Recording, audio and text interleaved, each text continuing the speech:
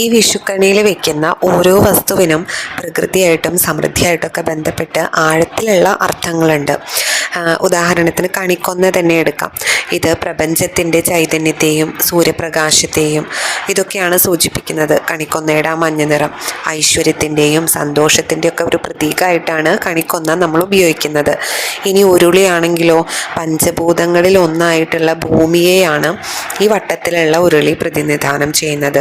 അപ്പോൾ ഉരുളിയിൽ കണി ഒരുക്കുക എന്ന് പറയുന്നത് പ്രപഞ്ചത്തിൻ്റെ പൂർണ്ണതയെയാണ് കാണിക്കുന്നത്. ഇനി നാരങ്ങയും കണിവെള്ളരിയും ഒക്കെ ഉണ്ടാവുമല്ലോ, ഇത് മഹാവിഷ്ണുവിൻ്റെ മുഖത്തെയാണ് പ്രതിനിധാനം ചെയ്യുന്നത്. വെള്ളരിയുടെ മഞ്ഞ നിറം സമൃദ്ധിയുടെ അടയാളമായിട്ടാണ് കണക്കാക്കുന്നത്. വാൽക്കണ്ണാടി വെക്കുന്നത് എന്തിനാണ്? സാക്ഷാൽ ഭഗവതിയെ ശ്രീ മഹാലക്ഷ്മിയെയാണ് ഇത് പ്രതിനിധാനം ചെയ്യുന്നത്.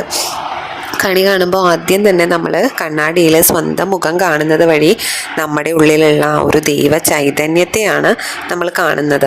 അതുപോലെ ഗ്രന്ഥം വയ്ക്കും, ഭാഗവതം, രാമായണം പോലെയുള്ള ഗ്രന്ഥങ്ങളൊക്കെ വയ്ക്കുമല്ലോ. ഇത് അറിവിനെയും വിദ്യയെ പ്രതിനിധാനം ചെയ്യുന്നു. പുതിയ വർഷം എന്ന് പറയുന്നത് ജ്ഞാനത്തിൻ്റെ ഒരു തുടക്കമാവട്ടെ എന്നുള്ള ഒരു സന്ദേശമാണ് ഈ ഗ്രന്ഥം വയ്ക്കുന്നത് വഴി നമുക്ക് നൽകുന്നത്. പിന്നെ നാണയങ്ങളും സ്വർണ്ണമൊക്കെ വയ്ക്കുമല്ലോ, ഇത് മഹാലക്ഷ്മിയെയാണ്, അതായത് ഭൗതികമായിട്ടുള്ള സമ്പത്തിനെയൊക്കെയാണ് പ്രതിനിധാനം ചെയ്യുന്നത്. വർഷം മുഴുവനും സാമ്പത്തിക ഭദ്രത ഉണ്ടാവട്ടെ എന്നാണ് ഇത് സൂചിപ്പിക്കുന്നത്. ഇനി നെല്ലും അരിയും ഒക്കെ ഇട്ടിട്ടുള്ള അക്ഷത ഉണ്ടാവുമല്ലോ, ഇത് അന്നലക്ഷ്മിയെയാണ് സൂചിപ്പിക്കുന്നത്. കാർഷിക സംസ്കാരത്തിൻ്റെ ഭാഗമായിട്ടാണല്ലോ നമ്മൾ ഈ വിഷുവൊക്കെ ആഘോഷിക്കുന്നത്.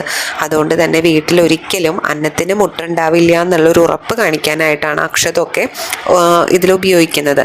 കത്തിച്ച നിലവിളക്കാണെങ്കിലോ അറിവാകുന്ന വെളിച്ചത്തെയും അതുപോലെ ഇരുട്ടിനെ അകറ്റുന്ന ആ ഒരു ജ്ഞാനത്തെയൊക്കെ പ്രതിനിധാനം ചെയ്യുന്നതാണിത്. ചക്കയും മാങ്ങയൊക്കെ എന്ന് പറയുന്നത് ഞാൻ ഓൾറെഡി പറഞ്ഞല്ലോ, പ്രകൃതി നമുക്ക് നൽകുന്ന ഫലങ്ങളാണ്. ആ ഒരു സീസണൽ ഫ്രൂട്ട്സ് ആണ്, അതായത് കാർഷിക സമൃദ്ധിയും അതുപോലെ പ്രകൃതിയോടുള്ള നന്ദിയുടെയൊക്കെ പ്രതീകമായിട്ടാണ് ഈ വക ഫ്രൂട്ട്സ് ഒക്കെ വെക്കുന്നത്.